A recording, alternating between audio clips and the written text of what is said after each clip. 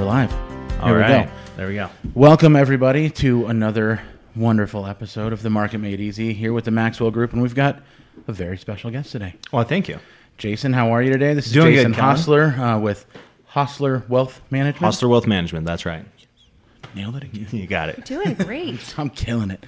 Yes. So thank you so much for joining us today. We have some interesting stuff to talk about, I think. And, I think so. Chris and I were having kind of like a pre-podcast Yeah. powwow out in the truck in the Yeah. snow and rain. little pregame. Yeah. Yeah. Excellent. Yeah. Just, asking a lot of stuff about trusts and, oh, goodness, we're going to get into it because, he started going off and I'm like, you need to save that stuff. Yeah, we decided to save it until we were in here in front of the microphones. Put a pin in it so we can really dive. We'll see right if I can in. actually remember it all again. Okay, yeah, we'll get there. So I know that we try and tie in all of our guests into real estate somehow. Yeah. And I know that we kind of talked beforehand about there's going to be some real estate and some just general information as well, which I think is really cool. But let's jump in, shall we? Let's talk. First of all, what do you do? Okay, so I'm a wealth advisor. So what I do is I help specifically retirees and widows here in town make smart financial and tax decisions. And you also, but not just them. There's other people too. There are other people, but retirees and widows have specific needs that we've kind of created a niche for ourselves and specializing to help them with their special cases. So, when somebody dies, there's a lot of work that has to happen. And, a lot of times you're in an emotionally fragile state. And so, having somebody who you trust there to walk you through all the steps and to take care of everything, that's one of the most rewarding actually things that I get to do is to help people in one of their biggest times of needs in their life. Losing your loved one, that's the hardest thing. Wow. Okay. Yeah, not fun for anybody. No. But, we're all going to die. So it's good true. to be prepared and have someone you trust to be there to help you. And taxes, the only two guarantees in life, and There help you go. with both. That's right. All right. So not a bad way to plan business around the only two guarantees in life, right? Absolutely. So I've been doing this for 7 years this last month. My dad started the business 22 years ago. And I wanted to have nothing to do with him at first, like most young men. Yeah. I wanted to go off and do my own thing. And I dropped out of college. I got into working for a software company. And turns out it was, of course, a financial software company. And as I was starting my career with them and going down that path, I kind of took a step back and I wanted to, figure out what kind of life I wanted to have, what kind of career I wanted to have, where I wanted to live, and raise a family possibly. And I decided to talk to my dad if there would ever be an opportunity to perhaps work with him and maybe go down a different path. And a month later, I was back up here in Prescott and studying for my Series 7 test to become a stockbroker, and things have been flying ever since then. Wow. That's all. I remember actually when I met you. You were my brother's roommate. Yes. In a little apartment down in Mesa. And, definitely not on the path to being a financial advisor. No. Me and Jeff and Drew were mostly playing long time ago. Mostly playing Halo those days. Yes. Yeah. Yep. Playing a lot of video games. Yeah. But times have changed. I kind of had a similar life path. Real estate's been my unofficial family business since the early 1900s, and I didn't think I wanted to get into it. Right. You're actually really good at it. And then I was like, maybe I should give it a shot.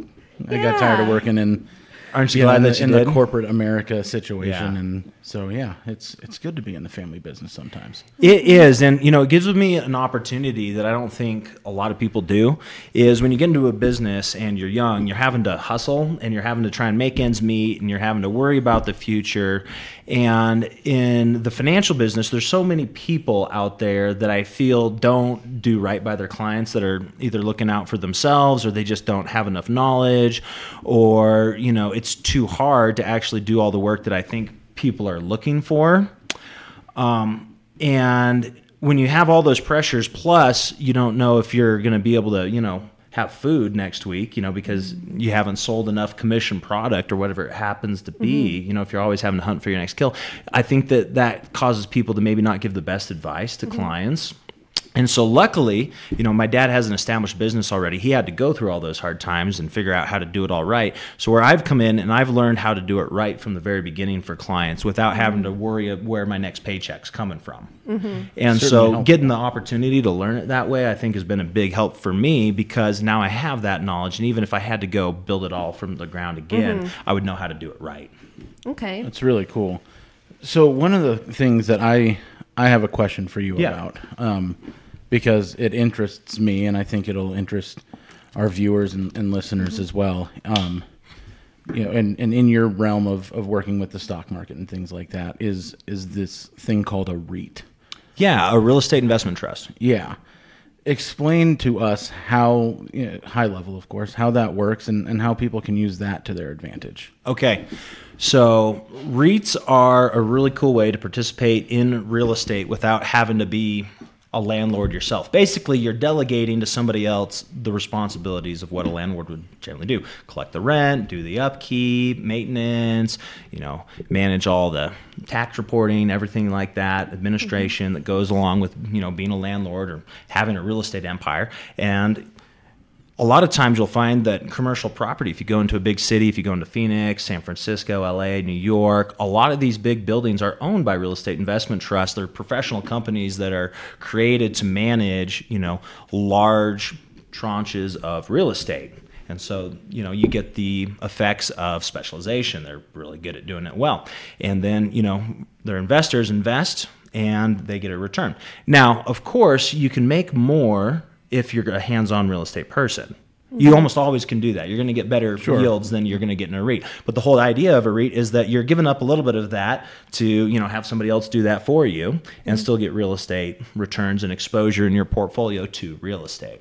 Somebody explained it to me once as it's kind of like a mutual fund, but instead of companies, it's properties. It is. It's very, very similar to a mutual fund in that you're getting exposure to a lot of different properties in most REITs, like you would in a mutual fund, get exposure to a lot of different companies' stocks. It is very much that kind of concept. Now, it's not always that way. You can have a real estate investment trust that has just one property, but most of your, for example, publicly traded real estate investment trusts are going to have a lot of different properties. Okay. And so say somebody wanted to get in on one of those type of situations, they're maybe not quite in a position yet to start purchasing whole properties to hold on their own, but they would like to get involved in one of these REITs. What's the best way to kind of get your feet wet in that? So the easiest way to do that would probably be participating in the publicly traded REITs that are out there, trade on the New York Stock Exchange. Okay. You can go to any of the brokerages out there, the Vanguards, the TD Ameritrades, all those places that, offer that. Talk to your current financial advisor, if you're looking for a new one, I'm around. And, the publicly traded REIT would be the easiest way to get into that sort of situation. Now, like for almost all investments, you have the easy publicly available all the way up to the highly specialized and very exclusive where you have to be an accredited investor. There's a whole range of things that people can do in that area that you can get some real estate exposure in your portfolio. Cool. That's awesome. Yeah. It's fascinating to me, that. And you can do it for a lot less money, you can buy REITs as shares. Yeah, you can buy a share as opposed to you see them trading for, a lot less than just a single family home that you could rent out would be. Yeah. Kind of a way to break into the market a little bit sooner than you might be able to. Right. Otherwise, yeah. So kind of keeping on that, you manage portfolios, like you mentioned for, a lot of retirees and things of that nature. What should the average investor look at when they're putting real estate into their portfolio? You know what? That's a good question. There's a lot of things that'll actually enter into that. For real estate professionals that we work with for managing, portfolios, they're going to have a much higher overall exposure to real estate because they're doing that professionally. Mm-hmm. If you have a typical retiree, it's going to be a lot less than that. And then you have to think about things like a person's risk tolerance. Are they going to be able to sleep at night with how much volatility in their, in their portfolio? If they see the news and they see that the market's, pulling back, is that something that's appropriate for that person to have in there? And so you're actually going to find us making those recommendations on an individual basis for different people. After we've really gotten to know them, we have an entire process that we go through for new clients where we spend actually hours asking them questions about themselves and their lives, their values, their goals, interests, hobbies, really getting to know them on a deep level before we even get to the point where we're looking at making recommendations. And then you have to take into account, what the overall market's doing. For a publicly traded REIT, for example, if you have exposure to that, and that's going to be trading on the open market, and it's going to suffer correlation from other asset classes based on what's going on in the market. Whereas if you own an actual piece of real estate, the value might be, you might look at that from a cash flow standpoint rather than what you could actually buy or sell that for on the marketplace. So it kind of isolates you. Right, and so there's a lot of different, there's different ways that people value investments, and so you got to take all of these different factors into account when you're looking at a real estate exposure. For a lot of people, I would say, even if they're real estate heavy in overall portfolios, we don't tend to see more than about 10% for your average investor, but it can definitely go up and down from there. There's no hard and fast rule. Cool. So I have a question, because I think when we were talking before, I think that people don't realize all of the ins and outs that they're going to have to deal with when there is a life change, when somebody somebody dies in the family, right, and they're basically in charge of handling all of that. And I think there's a huge value from your perspective in helping them walk through each step, because like you were saying, can you explain a little bit about that process and Sure. what that looks like for somebody who is dealing with a life change like that? Yeah, that can be one of the hardest things to definitely go through that process when somebody dies and you're having to deal with what's left here in our world. So the first thing is to just breathe. Nothing has to be done right away. The grieving process is a time-consuming thing, and it's different for everybody. But there's no need to rush and try and get things all taken care of that week. You got to work on making sure you and your family are taken care of first of all. After that, there's some administrative steps that generally have to happen. You have to get death certificates that you're going to need for various things like claiming life insurance, for proving to various accounts that the person's dead. If the person has a trust, you're going to have to, be working with the trustee and the beneficiaries to start fulfilling their wishes that are listed in the trust for how assets are supposed to be distributed, or perhaps even held in the trust and providing income to beneficiaries. So when people decide how they want, their estates to be handled, they have a lot of decisions to make. And so you can be dealing with a very simple case where they're just, I left everything to my wife, to where, I'm doing this for this charity, I'm doing this for the grandkids, I'm doing this for, Bob down the street. And I've seen cases with all of those. And sometimes it can be a complex administrative hurdle, sometimes it's not, and it all depends on what the person wants to do. So I think it's always good to make sure you retain somebody to help you in those situations and not always try and do it alone. Even as a professional, I work very closely with my staff and with my dad in those cases to make sure we're crossing all the T's and dotting all the I's and making sure everything's followed up on. It's a very complex process that, after, seeing several times over the last several years, or 7 years, that I've been doing this, I still think I can learn more about and improve my skill set on. Okay, so you're kind of the gateway to bringing in the people that they know are going to be the right people. So they say, this is what I want to do. Then you say, okay, great. I'm going to bring in this guy. I'm going to do this. I'm going to get this going. And not just in the case of a life change like that. We try to be that for our clients overall. We try to be the financial quarterback for our clients' lives. So, if we're, working on risk management for clients, we're considering how not just their portfolio investment, but, do you have insurance in case, your incapacitated and you're no longer able to carry on your business? Do you have insurance in case you die and you're taking care of your family? Then we're looking at estate planning. If someone dies, what do you want to have happen? What needs to be taken care of in that case? How do we fulfill your wishes? Retirement planning, the whole thing that we're participating in here, capitalism. Retirement is just, capitalism's endgame. You finally made enough that you can live off of your earnings. And so that takes planning. Have we saved enough? What is our withdrawal strategies? Are we, using a buckets of money approach? Are we using all the different theoretical aspects that go into planning something like that? So all these different places, pulling in the bookkeeper, the accountant, the estate planning attorney, pulling in all these people and having the right people to do the job. We want to be the quarterback to put those people together for our clients and, make sure that everything's going right.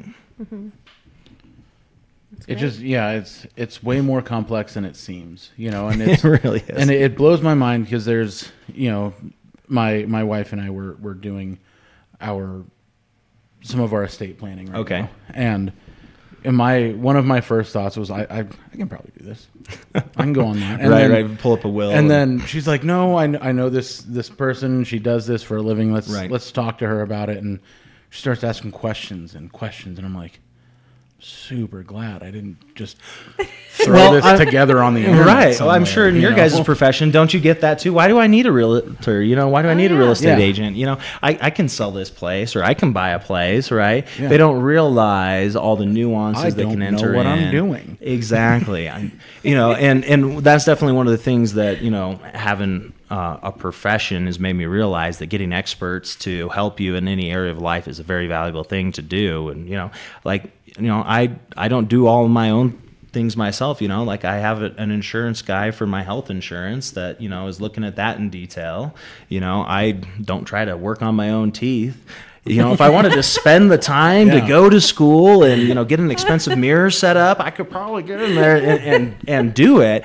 But, that's not the best use of my time. And I think for most people, hiring a professional to take care of the aspects of your life where it's required almost, or where you're going to get the most bang for your buck, it's probably a good thing. Right. And also just bringing in people that you trust, because I think there are so many people that make really bad mistakes by picking the wrong people. Like you said, the people that are just telling you what you want to hear and not thinking about all of the bird's eye view things, like you are looking at the whole picture.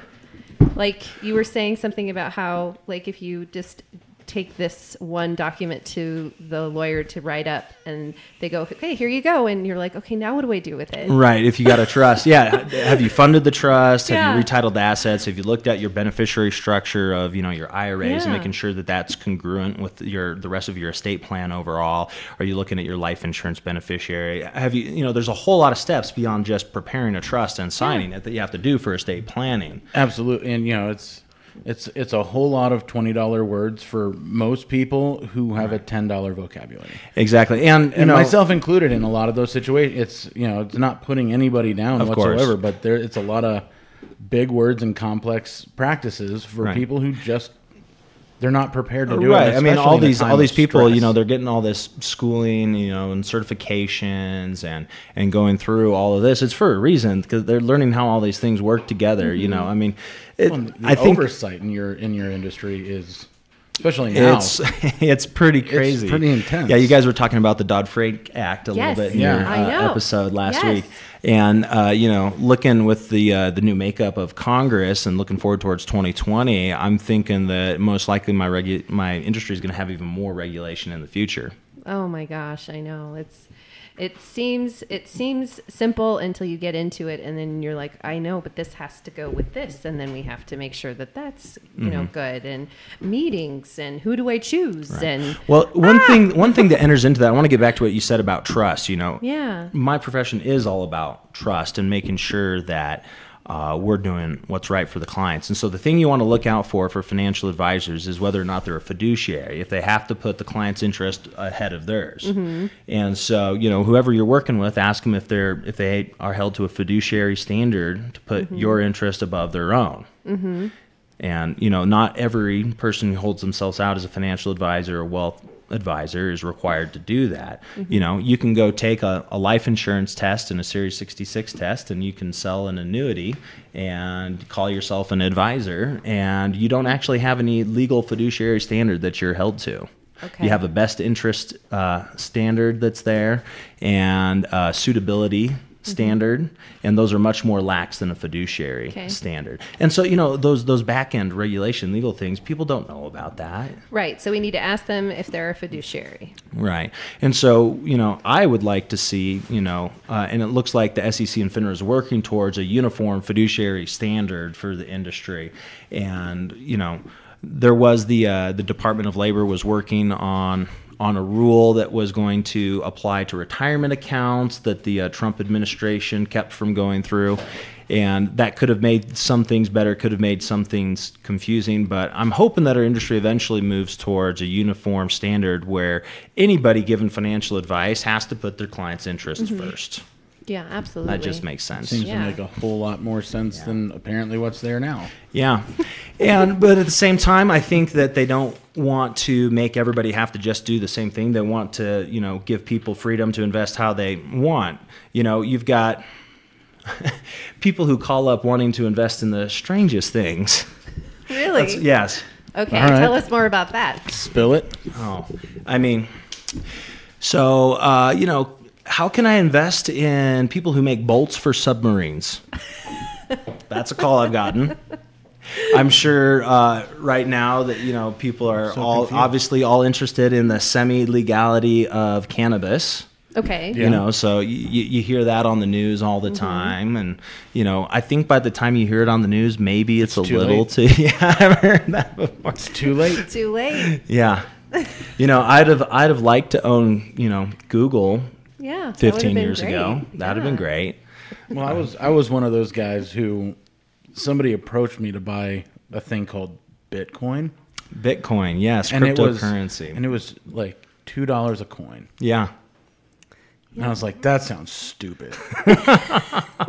That's never going to take off. Yeah, I have Hard a pass. similar experience. We almost put $5,000. Well, but had I time. done it, I know exactly when I would have pulled my money out. Right. When you go through a career change, it's a good time to liquidate not exactly stable investments, and it would have been an amazing time to liquidate that Bitcoin that I would have bought at $2 a coin when it was, you know, 10,000 a coin. Well, you know, and that's why hindsight's 20/20, and my crystal ball works just as well as everybody else's. You know, and so when you're actually looking at this with somebody, with you guys as younger professionals, you know, getting your careers really to the money earning stages, what you need is more liquid emergency funds rather than something that could, you know, have extreme volatility in value like Bitcoin. Exactly. You know, and so those considerations, of course, always have to be made on a person by person basis, because your entire personal situation, your income, your budget, your family life, all these things enter into, you know, how much liquid emergency reserves do I need? And how much should I be putting into my 401k? How much should I be doing to all that? All that stuff is always going to come down to individual considerations. And that's why I think people need to be doing financial planning and looking at, you know, an overall financial plan for their lives. Okay. So speaking of younger people, what's a good financial strategy to get started in some minor investing?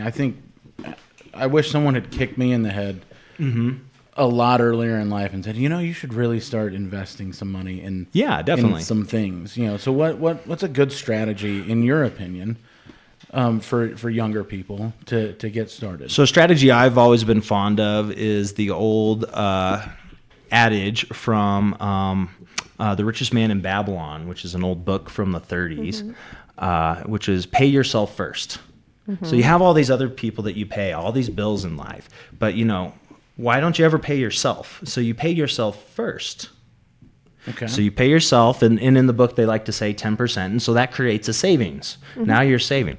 Well, luckily here in the United States, we've got some really cool laws that give us ways to save tax advantagely. So does your workplace have any kind of retirement plan? A lot of times, you'll get a match. That's money that you'd otherwise been leaving on the table. So you got to look at what's available for you from work, and then look at, IRAs and Roth IRAs as other tax advantage ways, to save. What's the fundamental difference between an IRA and a Roth IRA? So an IRA, you get a tax deduction now, but you pay taxes on in retirement. A Roth IRA, it's not giving you a deduction now, but it's tax-free when you take it out in retirement. Yeah, okay. I'm a big fan. I'm a big fan of tax-free personally. Yeah. And, what we see, happening in the world, we think that there's a good chance we see much higher taxes in all of our futures, and that the current tax rates, they might be the lowest that we ever see. Mm-hmm. Absolutely. I agree with you on that one. What do you know? Do you know anything about self-directed IRAs? I do. I do. Unfortunately, it's unfortunate that I do know about them, because I see them go wrong more often than not, yeah. and that's the problem. And so you'll see a lot of this probably in the real estate business. People want to do real estate through a self-directed IRA. They're like, okay, cool. I'm not allowed to buy a house with my IRA, but if I do a self-directed IRA, then I can. So why not? Well, the issue is that they have a lot of compliance requirements, and if you make a mistake, like for example, let's say that you got the rent check and you accidentally deposited it in a personal account rather than an IRA account. Well, there's possibilities out there by making a mistake like that you can make the entire amount of your IRA, self-directed IRA, taxable in 1 year. Oh, yeah. And so we've seen that happen where people commingle funds, and when that happens in a self-directed IRA, it can cause taxability of non-liquid assets. Which is just a bad situation to be in. And so, I think if you're going to do real estate exposure, some of the best benefits from real estate are actually the tax benefits of real estate. And you want to do that for most people in a situation where you're going to be able to take advantage of those tax benefits. So what would you say on average is a good return right now if it's not going into a regular money market account where you're making 1.5 to 2, maybe 2%? What kind of money market are you getting that in? I was going to say, I don't know. My money market is I'm not trying really 1%. hard to give everyone the benefit of the doubt here. But what would you say is a comfortable return for somebody who is dabbling in an average investor? What kind of return? Because Dave Ramsey quotes 10%, 12% on your money, and I'm thinking, man, that just doesn't seem. So Dave Ramsey is not as regulated as I am, so he can say stuff like that. Right. Okay. He can say, yeah, invest in this and this kind of. I can't tell you what kind of return people are getting, because it's always going to be individual, based off of somebody's risk tolerance, based off of their goals. But what I can tell you is that over the long run, the average individual investor actually averages around 2%. All. Wow. Did you know that? No. And you want to know the reason for that? 2% annually or 2%? 2% annually. Okay. Yeah, and the reason for that is that the average investor responds emotionally to what happens in the market. And, so when the market's up and it's going up and up, they're like, oh, this is a great market. I want to buy. But they're buying while it's up. And then the market starts going down, down, down. Oh, no, it's going down. I better sell. And so they buy high and they sell low, which is the exact opposite of what you want to do. It's commonly referred to as a sucker. And somebody who buys apparently, high and sells apparently low. Individual investors as a whole, that's what they average is sucker returns. With the help of a financial advisor, it tends to be a little bit better. If you look historically, for example, at the S&P 500 over a long period of time, it's almost always averaged over, if you have a greater than 10-year period, 6 to 7% in that range. Okay. And that's extremely aggressive, in fact, being invested in the stock market, even though it is diversified against, across the 500 companies in the S&P 500. If you're doing better than that, it's probably luck, not skill. Okay, so 6 to 7% over 10 years. And if you're not getting that, then you obviously are not doing a good enough job. Not necessarily, because it could be that your risk tolerance is different. Do you have some bonds in there? Because that would be 100% stocks that would be returning that. So if you're getting less than that, if your risk-adjusted return might be there. And so it's not just about the total return. It's about risk-adjusted what kind return. of risk are you leveraging? Right. What are you willing to take? Because let's say that, okay, I'm comfortable with 6 to 7% in the stock market. I put, my entire nest egg in the stock market, but I'm planning on using that money in a couple of years because I'm going to build a house. Well, what happens if when you need that money to build a house is right when 2008 happened?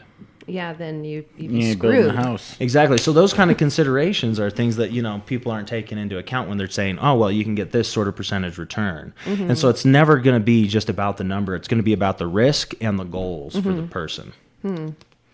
Well, it definitely sounds like having somebody like you would be a good idea. I think so. Yeah.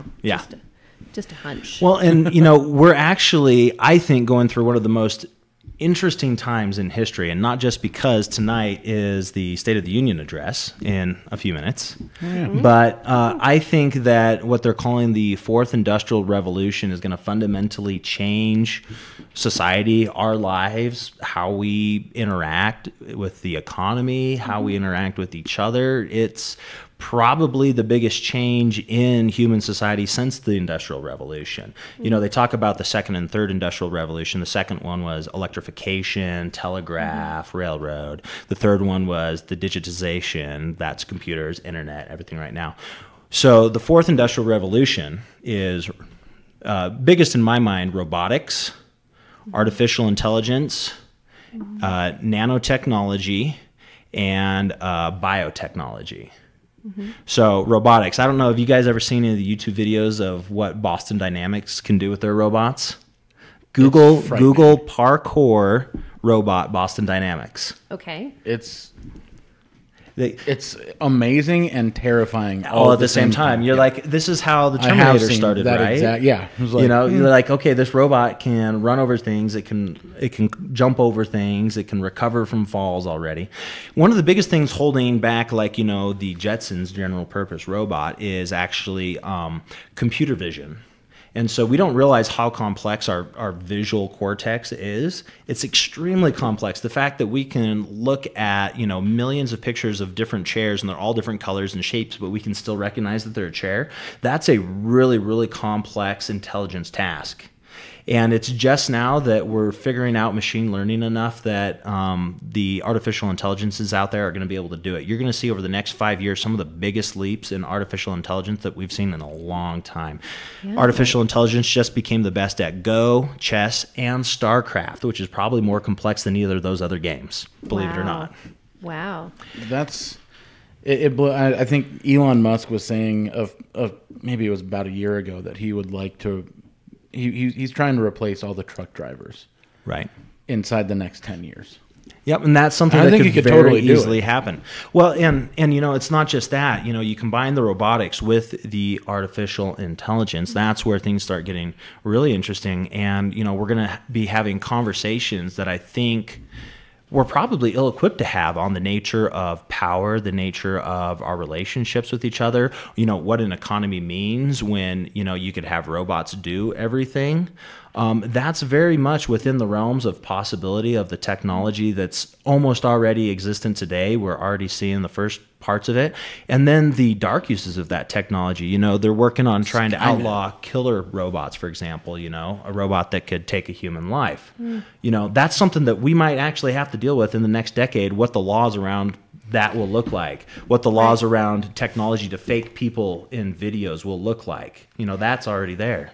Well, and I think bringing it back to investment, I think, the fact that you know all of this and that you're investigating it is part of your job, because it involves how people spend their investment dollars. Where are they putting that? Are they putting into robotics? Yeah, if you have a higher risk tolerance, now might be a time to start investing in those emerging technologies. Yeah, even at Inman, and most people probably already have that in their 401ks and in their investments. And if you own an S&P 500 index, you'll get a little bit of Apple in there who's investing in artificial intelligence. Google's doing this. It's all the big name companies that we own through our mutual funds that are doing this kind of stuff. So we're already investing in a lot of these things in maybe a way that doesn't seem immediately apparent to us because we don't draw the dots from, oh yeah, I made a 401k contribution to, oh, that's going into an S&P 500 fund, oh, that's invested in Apple. Every time somebody buys an iPhone, I get a little piece of that. Wow. Yeah, no, that's amazing. Yeah. And so then the nanotech and the biotech, have you guys heard of CRISPR? So CRISPR is insane. CRISPR. So this caused a big controversy earlier this year. A scientist in China edited human genes inside of embryos in such a way that they'll pass on those edits to their children. So this has caused a big, huge ethical thing in the scientific community, using this brand new technology called CRISPR that allows us to edit genes. Wow. We can actually write genetic code now. And this is opening up all kinds of avenues for, targeted biotherapeutics, where you could target cancer based off of the ways that it activates to other proteins and amino acids, to being able to edit children, like has already happened in China. And so what he did is he tried to make them resistant to HIV and AIDS, but he did it without really telling the parents what was going on. So there's all these huge ethical quandaries that our technology is opening up for us that we're not even really having the conversations about. But, I think we're going to be having them over the next, decade as we start seeing the impacts of that technology on our lives, because there's so much good that can come from it. You think about, like some of the people that I work with, a widow who can't take very good care of herself anymore. Maybe she needs long-term care. Maybe she needs somebody to, run errands for her.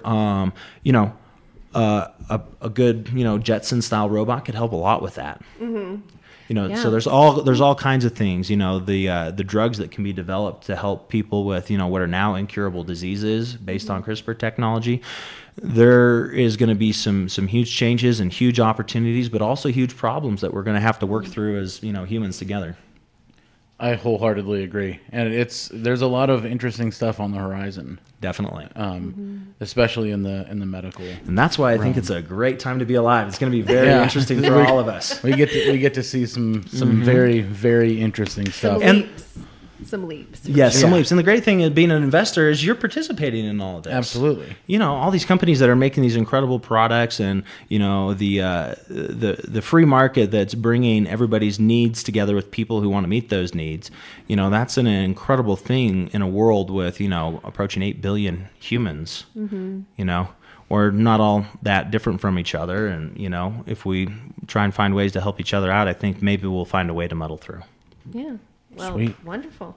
That's awesome. Yeah. Thank you so much, Jason, for coming in and I have so much to Google.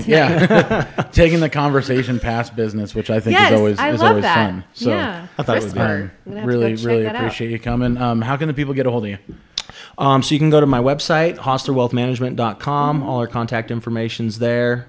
We're just up the street here on Montezuma. Been in town 22 years, so if anybody needs help with a look at their situation, we'll be glad to do so. Fantastic. Well, thank you again, and thank you for tuning in this week. Go enjoy the State of the Union. It's starting in about half an hour, all right. Which means your other television programs have already been preempted. Until next week, I am Kellen Hoskins with Chris and Maxwell. We hope you're having a beautiful day, and we'll see you next time.